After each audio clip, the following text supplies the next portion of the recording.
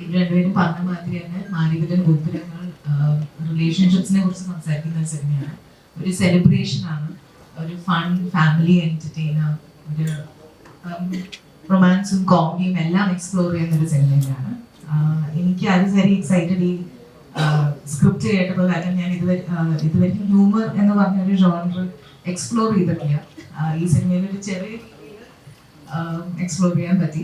So അതെനിക്ക് exciting ആയിരുന്നു. And of course അതിൻ്റെ ഈ ടീം, കോക്കേഴ്സ് മീഡിയ എന്ന ബാനർ, വിദ്യാസാഗർ ജിയുടെ മ്യൂസിക്, അപ്പോൾ അതൊക്കെ എനിക്ക് വളരെ എക്സൈറ്റിംഗ് ആയിട്ടുള്ള ഫാക്ടേഴ്സ് ആണ്.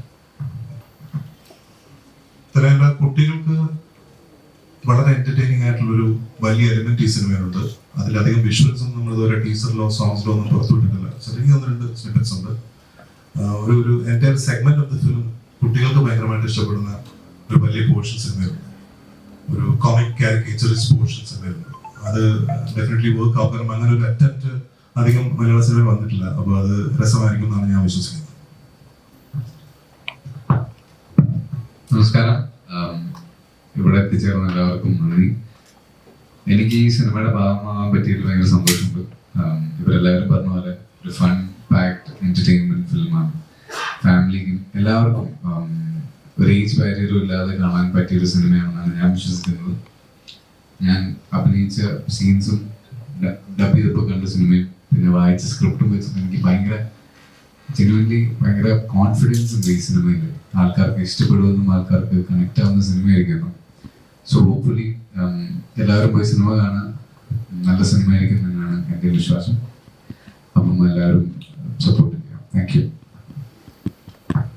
ഹായ്, ഇതുവരെ എൻ്റെ കരിയറിൽ ഒരു ഡിഫറെൻ്റ് ആയിട്ടുള്ള ഒരു മൂവിയാണ് മാലികലൻ ഗോപുരങ്ങൾ.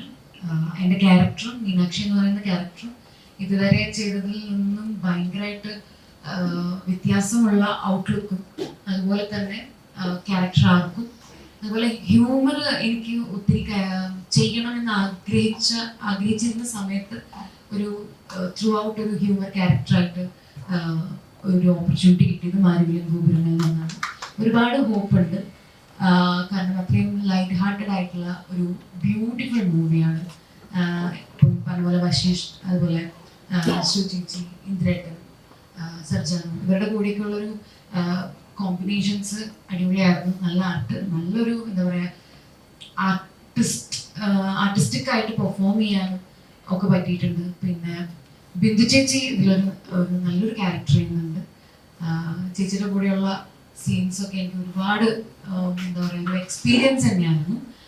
സോ ആസ് എ ഹോൾ നോക്കുമ്പം ഒരുപാട് ഹോപ്പുള്ള, എനിക്ക് പേഴ്സണലി എൻ്റെ കരിയറിൽ ഒരു ബെസ്റ്റ് എന്ന് പറയാൻ എനിക്ക് പറ്റുന്ന ഒരു മൂവിയാണ് മാലികലൻ ഗോപുരങ്ങൾ.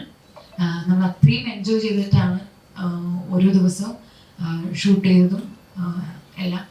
അപ്പം ആ എൻജോയ് ചെയ്ത ആ ഒരു ഹാപ്പി വൈബ് നിങ്ങളിലോട്ടും തിയേറ്ററിൽ ഒക്കെ നിങ്ങൾ കാണുമ്പോൾ നിങ്ങളും അത് എൻജോയ് ചെയ്യുന്ന തന്നെയാണ് എൻ്റെ കോൺഫിഡൻസ്. സോ കാണുക.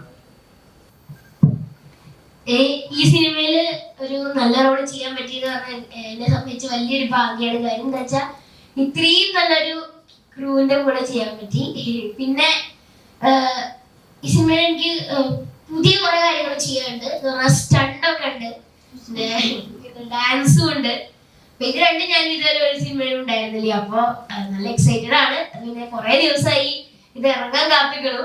അപ്പോൾ ഈ 16-ാം തീയതിക്ക് വേണ്ടിയിട്ട് നല്ല വെയിറ്റ് ചെയ്തിരിക്കുന്നു.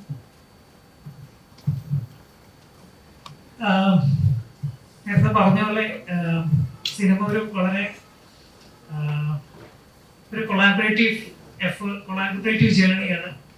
അപ്പോൾ ഇത് നമ്മളെല്ലാവരും as A team, more than A team, as A family ആദ്യം മുതലേ ഇപ്പൊ കോക്കസിൽ ഞാൻ ആദ്യമായിട്ട് ആക്ച്വലി എന്താ തിരക്കഥാകൃത്ത് പ്രമോദും ഞാനും ഈ സബ്ജക്ട് റെഡി ആയിട്ട് ആദ്യം കോക്കസ് ചെല്ലുന്ന ആക്ടേഴ്സിന്റെ ഡേറ്റ് ആയിട്ടല്ല ഞാൻ പറയാറുണ്ട്.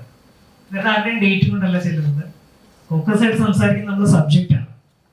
ഇങ്ങനെയൊരു കോണ്ടന്റ് ആണ്, ഇതാണ് ഞങ്ങൾ ഉദ്ദേശിക്കുന്ന സിനിമ. ഇതിൽ നിന്ന് ഞങ്ങൾ ഉദ്ദേശിക്കുന്നത് ഇങ്ങനൊരു ട്രീറ്റ്മെന്റ് ആണ്, ഇങ്ങനൊരു ഫൺ ഫാമിലി ഒരു സെലിബ്രേഷന്റെ സ്വഭാവമുള്ള സിനിമയാണ് നമ്മൾ ചെയ്യാൻ ഉദ്ദേശിക്കുന്നത് എന്ന് പറയുന്നു. ഫോക്കസ് അത് എഗ്രി ചെയ്യുന്നു. പിന്നെ സിയാദിക്കാണെങ്കിൽ നമുക്ക് ഇന്ന സമയത്ത് ഷൂട്ട് ചെയ്യണം, ഇതിൽ റൈറ്റ് ആയിട്ടുള്ള ആർട്ടിസ്റ്റുകളാണോ നിങ്ങൾ ഐഡന്റിഫൈ ചെയ്ത് കൊടുക്കും. അതിനുശേഷമാണ് ഇന്ദ്രനെ കാണുന്നതും ശ്രുതിയെ കാണുന്നതും സർജാനെ കാണുന്നതും ഇവരാണ് ഇതിന്റെ റൈറ്റ് കാസ്റ്റിംഗ്, പെർഫെക്റ്റ് കാസ്റ്റിംഗ് ആണ്. ഇവരുടെ കെമിസ്ട്രി കറക്റ്റ് അല്ലെങ്കിൽ ഒരിക്കലും നമുക്കൊരു ഹ്യൂമർ വർക്ക്ഔട്ട് ആവില്ല. ഇപ്പോഴും പറയല്ലോ, ഒരേ ഫ്രെയിമിൽ തന്നെ നമുക്ക് ആക്ഷൻ റിയാക്ഷൻ ഒക്കെ കറക്റ്റ് ആയിട്ട് കൺസീവ് ചെയ്യാൻ പറ്റുമ്പോഴാണ് ഹ്യൂമർ കറക്റ്റ് ആയിട്ട് വർക്ക് ആവുന്നത്. എന്നെ സംബന്ധിച്ചിട്ട് ഹ്യൂമർ എൻ്റെ ആദ്യത്തെ പരിശ്രമമാണ്.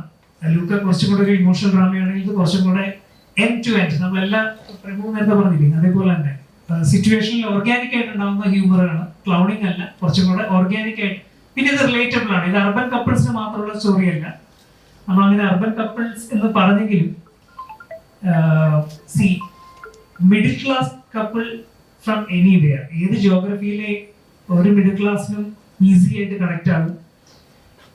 അവരുടെ എല്ലാവരും അനുഭവിക്കുന്ന ഒരു കോമൺ പ്രശ്നങ്ങളാണ് ഈ 4 കഥാപാത്രങ്ങളും അവരനുഭവിക്കുന്ന കോമൺ പ്രശ്നങ്ങളാണ് സിനിമ. പക്ഷെ അത് ഡീൽ ചെയ്യുന്നത് ഒരു കുറച്ചും കൂടെ ഒരു ഫൺ എന്റർടൈൻമെന്റ് സ്വഭാവത്തിലാണ്. അപ്പൊ ഇത്രയേ ഉള്ളൂ.